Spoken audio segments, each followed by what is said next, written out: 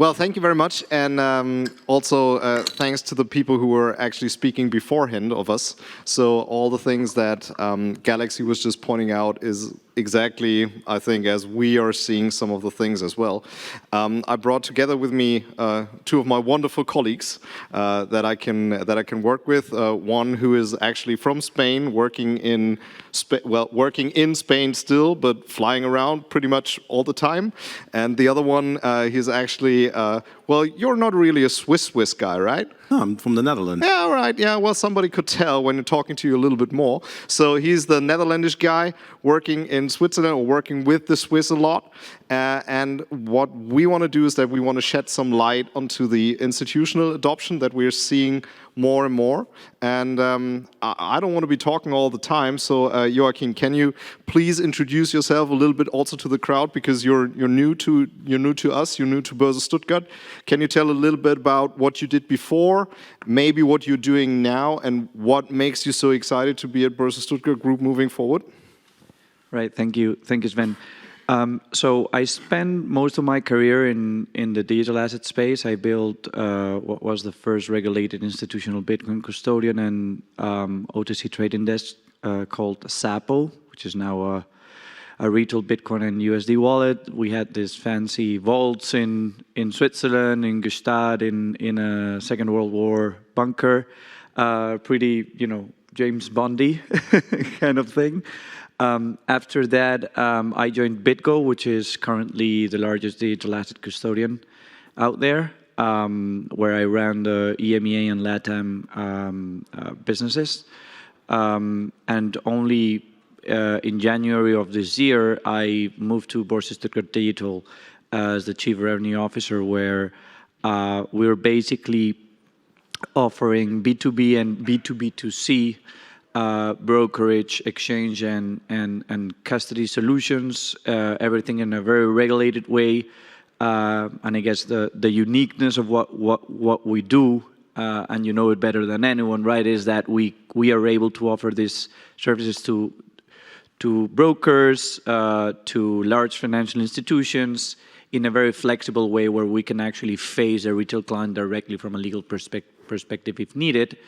And the reason why I'm mentioning this is very much aligned to the first panel I was in this morning. I think, and this is, here is a little bit of personal opinion. I do have a thesis from a long time ago, after so many years in the industry, where I basically think that large incumbents in the financial industry will still be large incumbents in the digital asset infrastructure industry, regardless how good many crypto native companies do, right? So either they will buy companies that are successful, but I think it would be weird to think that all the big banks in Europe will just buy critical infrastructure regulated services from small shops, right? And I think Börse Stuttgart Digital is a perfect player and has a lot to say in that world, being in the middle of the TradFi and the cutting edge digital asset world. Lucas, before moving to you, and now we're already spreading out the field a little bit. Why is Tether then? Excuse me? What? Why is Tether then there? Like the largest stablecoin in the world. When you were saying that, okay, I think you think that the most of the developments will be from big regulated players and stuff like that. How did Tether come apart? What's your take on that? Tether was never a regulated infrastructure provider for the financial industry. Tether has been built as a separate stable coin at the beginning, not regulated by any kind of license or any kind of legal structure, right? And they basically offer something that wasn't there in the past, and they didn't actually need to offer their services to large incumbents like banks. They are the in and off ramps for large retail exchanges. That's their base of their business. And in order to make business, they just needed to put their fiat, their cash, in money market funds in any country they wanted, right? Now with MiCA here coming in Europe and other regulations coming in other places like Singapore, these businesses will be regulated, but they are not a traditional financial infrastructure provider, and that's not the services they want to offer. Yeah, thank you. This was, well, actually, there was a reason behind I was asking that question, because coming to Lucas, you can maybe elaborate a little bit on what you guys are doing in Switzerland, and that was the reason why I was asking for the stablecoin issue, because you guys did some pretty awesome things, at least that's my understanding, when it comes to combining the usually always missing lag of the cash, infrastructure. So maybe you can share a little bit of experiences that you've made so far. Yeah, now in Switzerland, there's the DLT regime, which is there for a longer period of time. So we're not in, like, say, in any phase of testing. The DLT pilot regime in Germany, in Europe, we will take part of that as Börse Stuttgart Group. But of course, in Switzerland, we started a little bit ahead of the game, and that gave us the opportunity to build an infrastructure which is sort of hybrid, I call it. So the big problem that the banks have and had in Switzerland was that they would love to trade token securities. And as you know, in Switzerland, since about a couple of years already, we've seen tokenized companies. So, for example, the whole field of tokenization already started 3-4 years ago. There are companies like Daura and Actionariat, and they tokenize companies. There are around 100 companies which have a market cap between 10 to 100 million, and they don't have any liquid marketplace. So the need from the market was, 2 years ago, they said, can you please build a secondary marketplace where we can trade tokens, but we need a solution which is not against a stablecoin because of the credit risk. We don't want any Bitcoin because of the credit risk, or at least we don't have any infrastructure to trade on that. So they wanted to have a, like, say, fiat Swiss franc solution. We've built that. So we've built basically a system where there's a peer-to-peer settlement. So similar from the crypto scene, you bring your own wallet. So the banks bring their own wallet, they hook up to our exchange, and the actual token is traded on-chain, the settlement is on-chain, but the payment is against old-fashioned Swiss franc, fiat franca. And I think that typical solution is done within, like, say, 15 minutes, because we also think that, things have to be atomic. They don't, the capital markets at the moment don't work like that. T+1, T+15 minutes is fine. And that already is a huge step into this conversion, which will take place. And my personal conviction of why I'm in the tokenization business is that I used to be a swap trader. So at ABN AMRO Bank, and when I was young, I was sent to the telex room. I had to get the telex at 11 o'clock for the fixing of both legs, the floating leg and the fixed leg.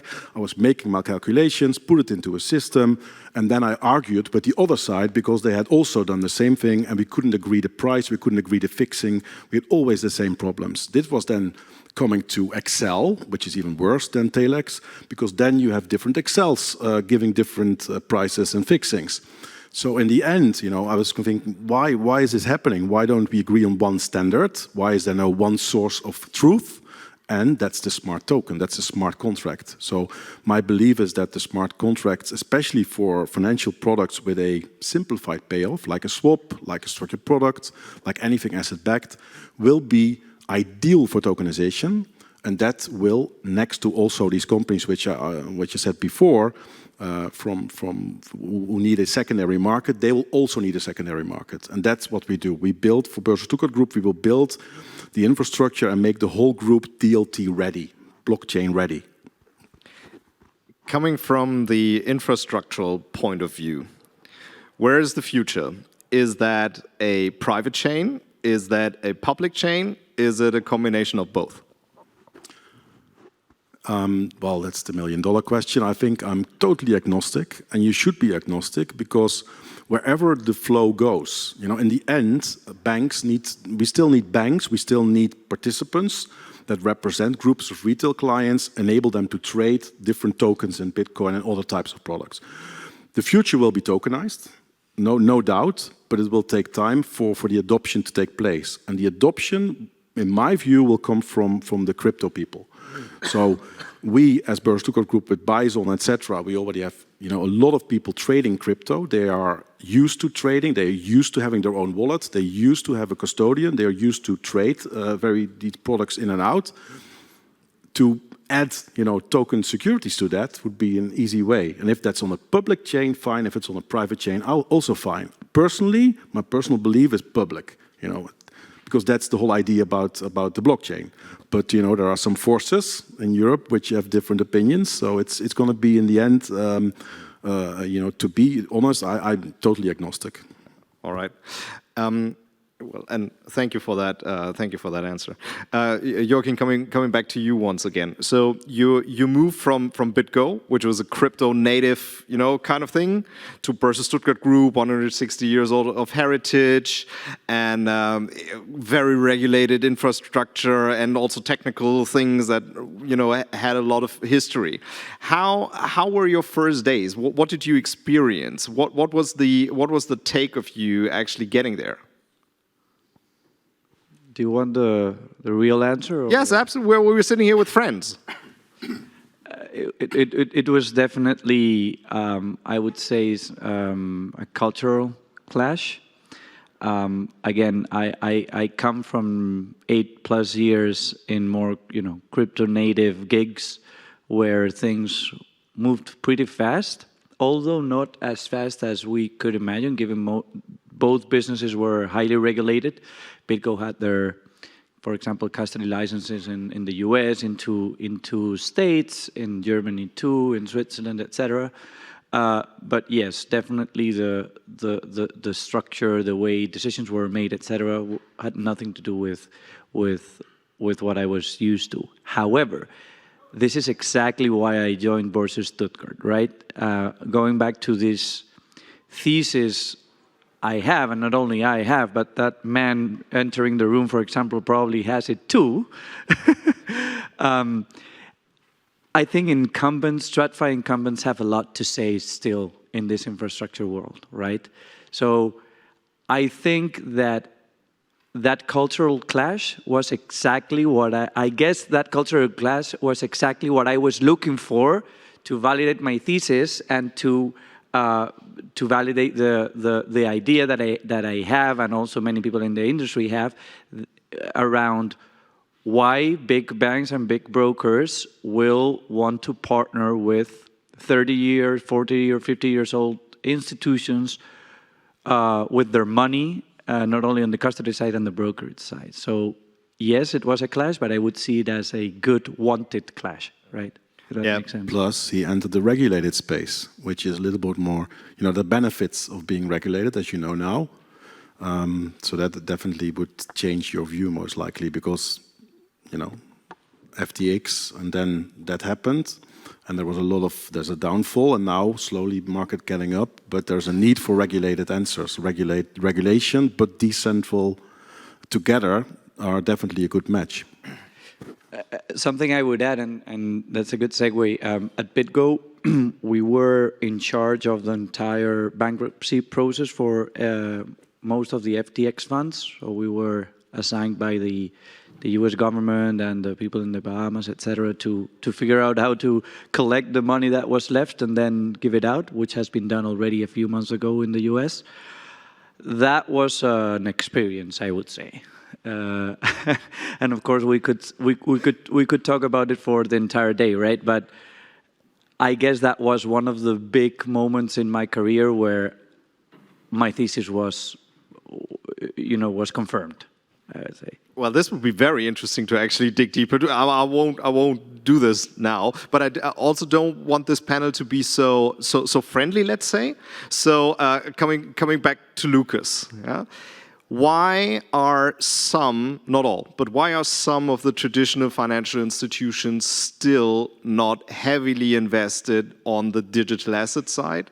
How could it be that some of the big banks still lack dedicated teams? Do you see that? Would you disagree, or what's your take on that? I think there's a big difference between banks in Switzerland and Germany in that aspect, because I think that in Switzerland, I don't know, because of the size of the country or you know, that we were earlier in adopting the law in make it more friendly for crypto and digital assets to develop.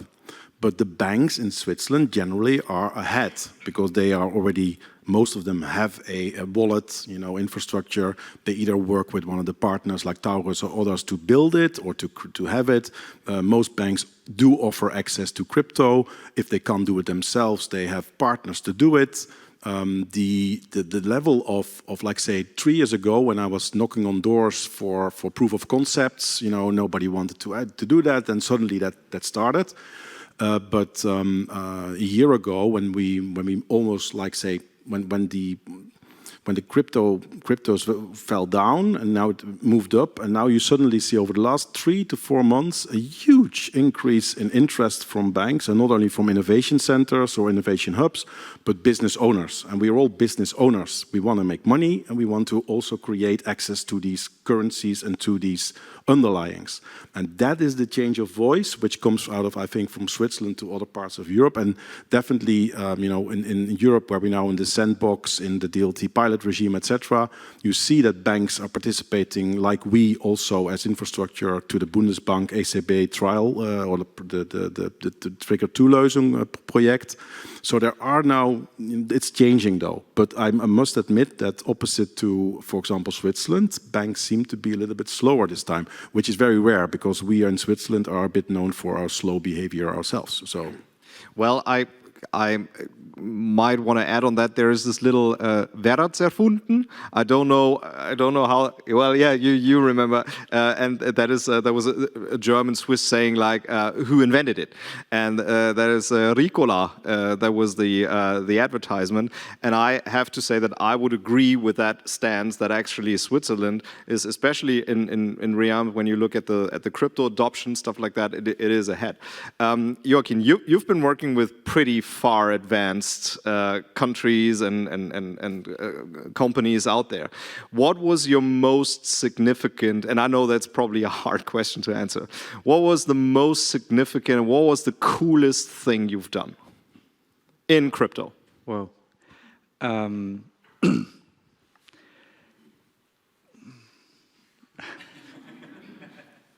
maybe there was either way, there were a lot or not many. The point is that I've been kind of in a lot of storms in the digital asset space, FTXs of the world, etc. But on a positive note, probably the deal we did with El Salvador to build their infrastructure in order for them to be able to have Bitcoin as a legal tender has been probably the project of my life, right?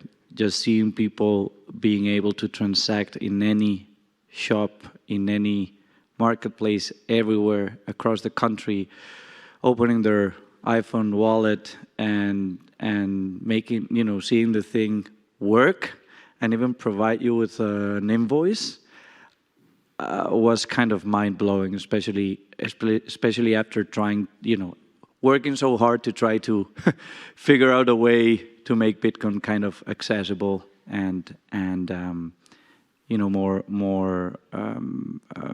used by others. And I don't want to get into the debate about Bitcoin being a means of payment or not, or store of value, etc. I mean, it's just a crypto asset being used in a country and having a government buying Bitcoin for their treasury. It's just mind-blowing. Yeah, would agree on that. So if we take, and this is the last question that we're going to have, to Lucas, what was the coolest thing that you did? like what, in life or? Well, it can be crypto related. Well, I'm coming from basically a different type of world as an ex-trader or capital markets person. We basically we were securitizing everything when I was at Structured Products at ABN AMRO Bank. So we did very cool things with securitizing coffee or milk or commodity type of products. So that was a time of securitization. And now I think the next coolest thing that's going to happen is to tokenize everything. You know, it's just the next level of verbriefung or securitization. And I think these smart contracts, we are not even touched yet what's possible, especially in the middle back office, but also at the end of where the client sits. And we still, where I see the big challenge is to translate it into a real value add for the end client, for normal people, regular people. That's why Bitcoin is successful, and that's why we have this assignment to bring that also to that type of end. So hopefully we'll be doing more spectacular things going forward. If you in the audience want to make spectacular things moving forward, talk to one of us three, or to all the other people who are here with Börse Stuttgart. Thank you very much. Have a good day, and thanks for having us.